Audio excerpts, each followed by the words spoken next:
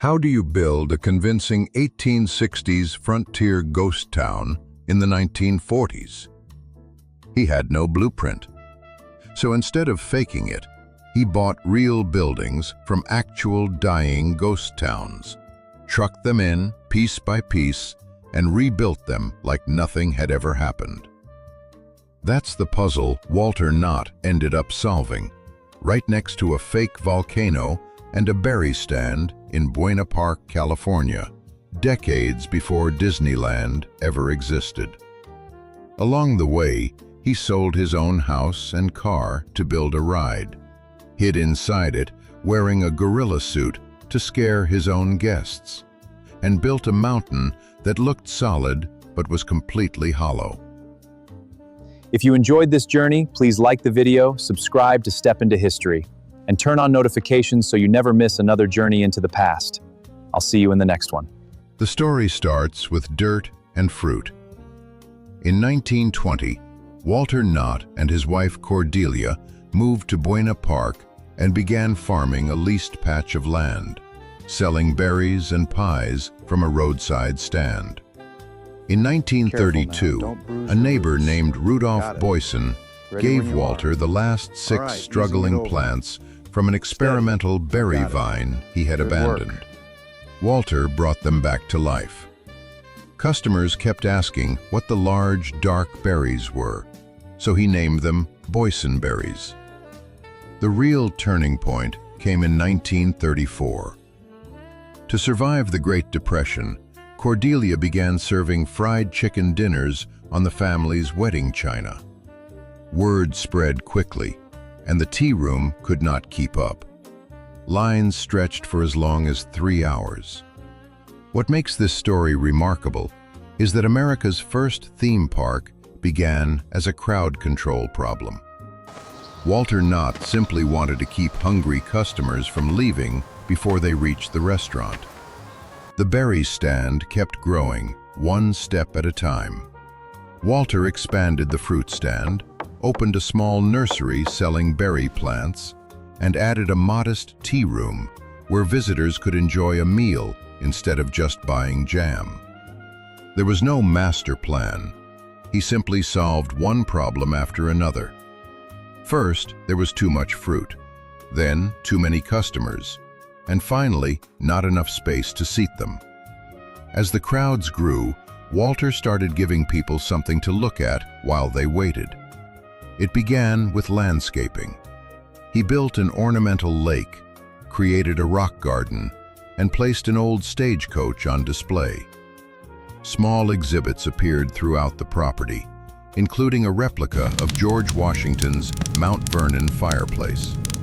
Then came the biggest attraction yet, a 20-foot artificial volcano that rumbled and released real steam, built simply to make the wait feel shorter. By the end of the 1930s, the crowds had become enormous. There were still no rides, no admission fee, and no theme park. None of it was a ride. There was no admission, no gate, no plan for a park at all. Me too. Each new attraction was simply another way to hold the crowd's attention for a few more minutes and send them home happy enough to come back. But a deeper idea was taking shape in Walter Knott's head. He had grown up on his mother's stories of crossing the Mojave Desert by covered wagon in 1868, and he wanted to build something that honored those pioneers, a place that would teach visitors about the Old West as much as amuse them. So instead of building a fake town, he decided to build a real one. In 1940, Walter Knott broke ground on the project that would define everything: a full ghost town built as a tribute to the pioneers. A year earlier, he'd hired an artist to paint a giant curved mural, or cyclorama, for the centerpiece show he had planned. But the work stalled, and the artist quit. Knott brought in a portrait painter named Paul von Kleben, who finished the mural in weeks and became the creative force behind the rest of Ghost Town, serving as art director from 1943 to 1953. Ready when you are. He drew the concept art and floor plans, oversaw construction, and invented a process to age fresh lumber so new boards looked 100 years old. The crew chemically treated the wood, scorched and distressed it, then left it to bleach in the sun until brand new timber looked like it had weathered 50 hard winters. What strikes me is that almost none of it was fake in the usual sense.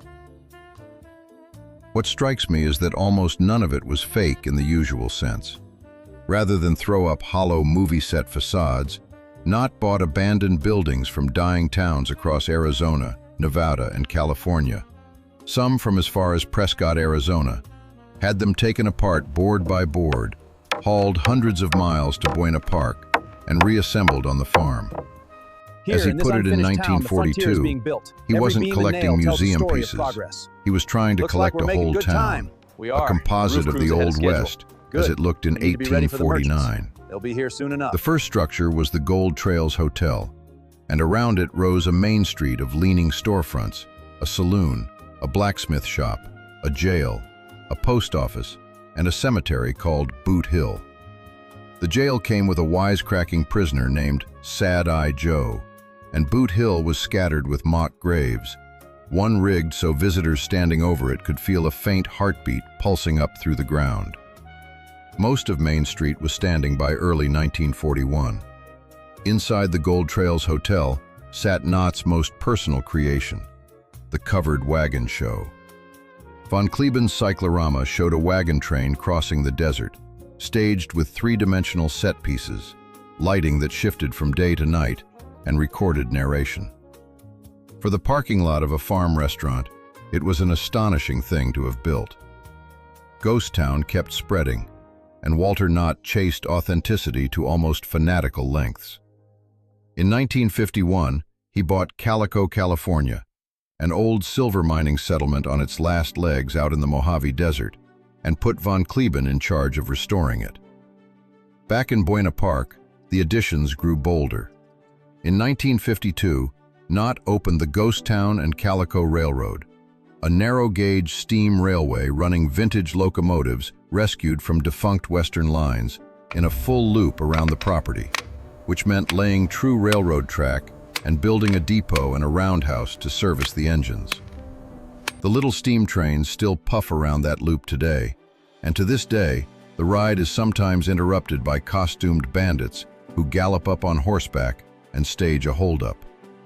That same year, he shipped in a one-room schoolhouse he had bought at auction in Kansas. A new art director, Otto Weston, took over the theming after von Kleben and designed the Adobe Butterfield stage station in 1953. In 1954, the Birdcage Theater opened for live melodramas, where audiences were encouraged to boo the villain. The next few years filled in the rest of the frontier. Around 1953, crews expanded Boot Hill and added a grist mill and a barrel house along School Road. Knott had already raised a strange bottle house made from more than 3,000 liquor bottles, echoing similar bottle houses that once stood in the Death Valley ghost town of Rhyolite.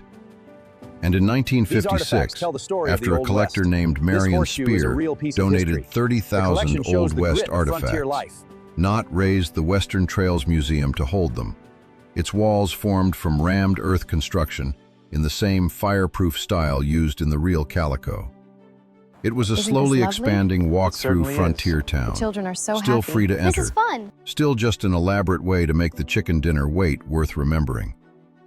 While Walter Knott was busy building history museums and brick walls, the rides that would actually define Knott's as a theme park were coming from someone else entirely. The partnership between Knott and Bud Hurlbut was never put on paper. In 1955, Hurlbut brought an 1896 Denzel carousel onto the property, one that had already lived 2 lives. First at Hershey Park in Pennsylvania, then at a park in Canton, Ohio, before Hurlbut acquired it and installed it at Knott's. From that point on, the 2 men ran everything on a handshake. No contracts, just trust. That trust got tested fast. When Hurlbut pitched the Calico Mine Ride a few years later, he needed serious money he didn't have. So he sold his ranch, his house, and his own Cadillac to fund it. Walter Knott took a risk in return.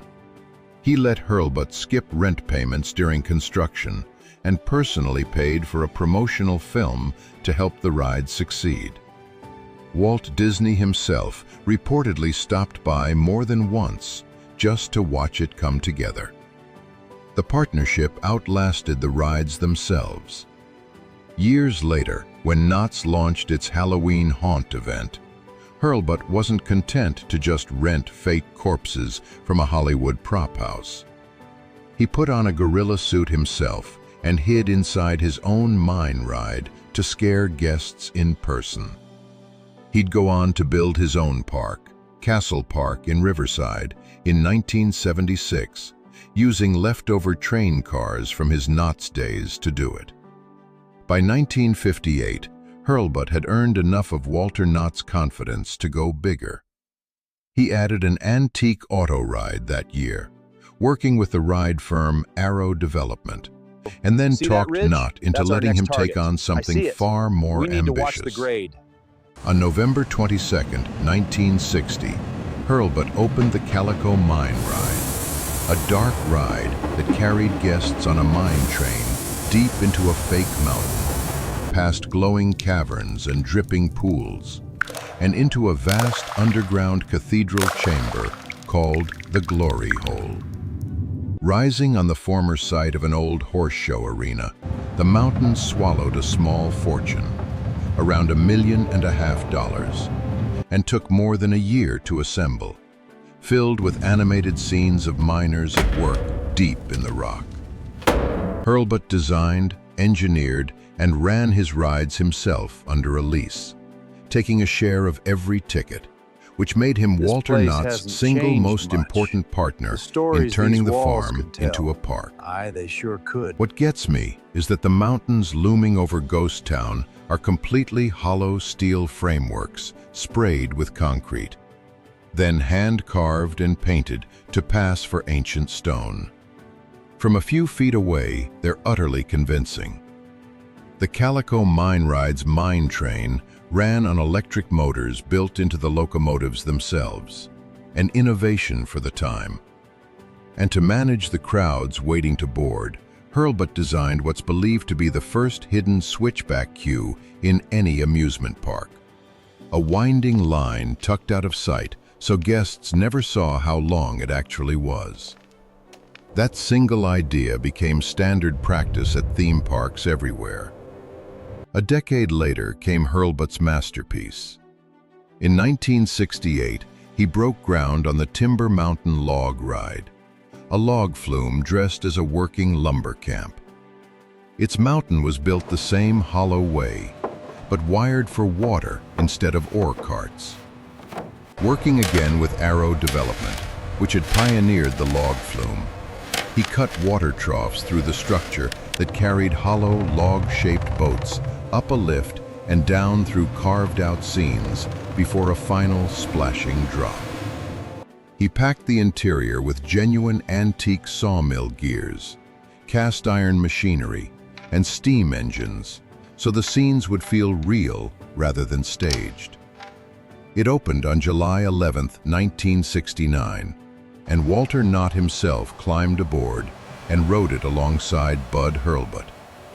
The two rides are still the beating heart of the park, and even today, the log ride sometimes draws more riders in a day than pass through the front gate. By the mid-1960s, Walter Knott's other great passion, American history, produced the most surprising project of all.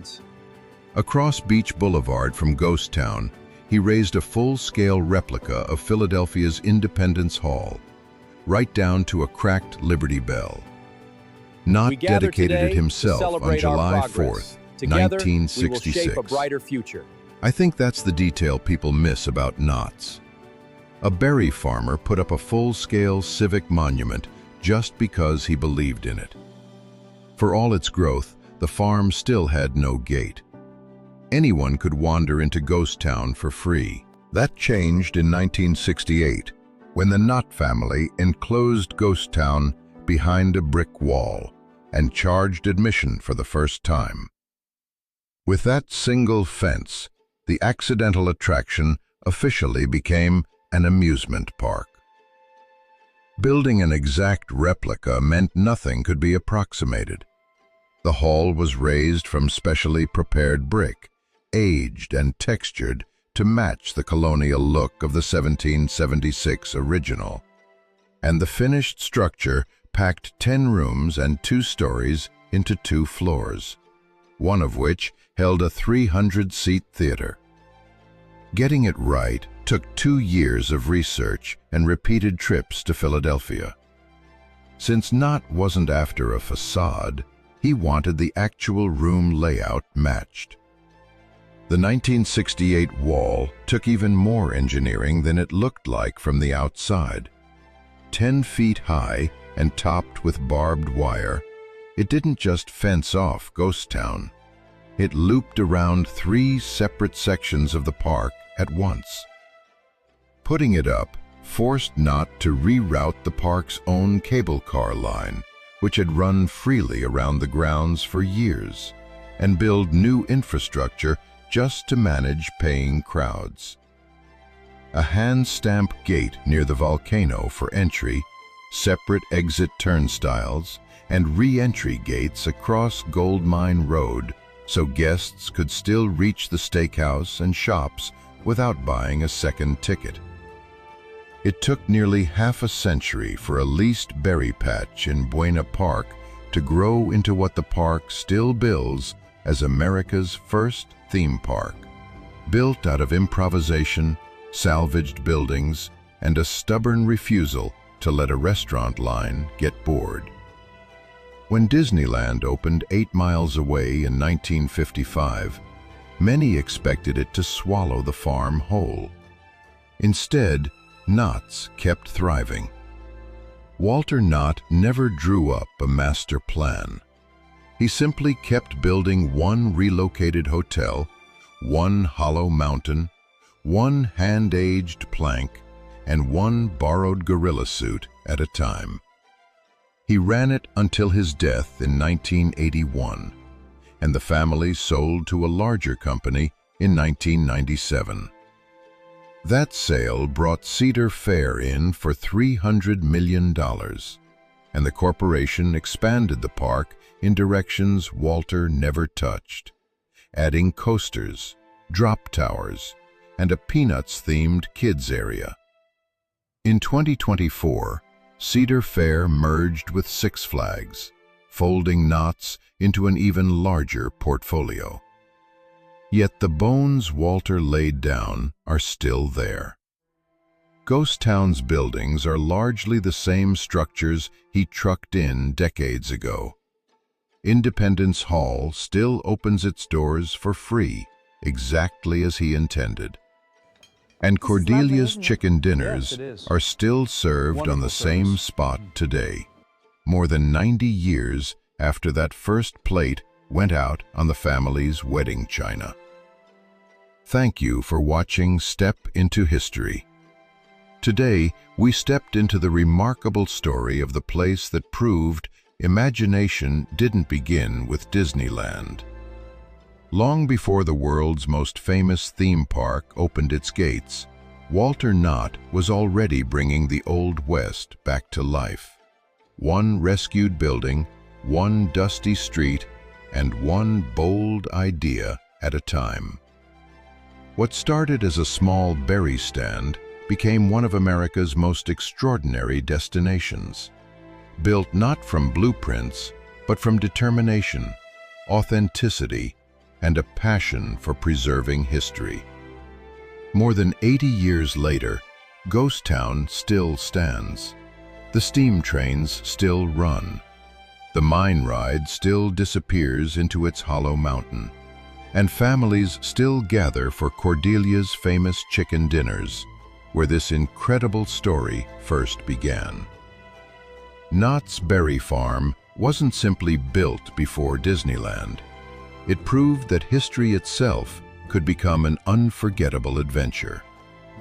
If you enjoy discovering the stories behind America's greatest landmarks, engineering projects, historic places, and forgotten achievements. Subscribe to Step into History and join us on our next journey. Until next time, keep stepping into history.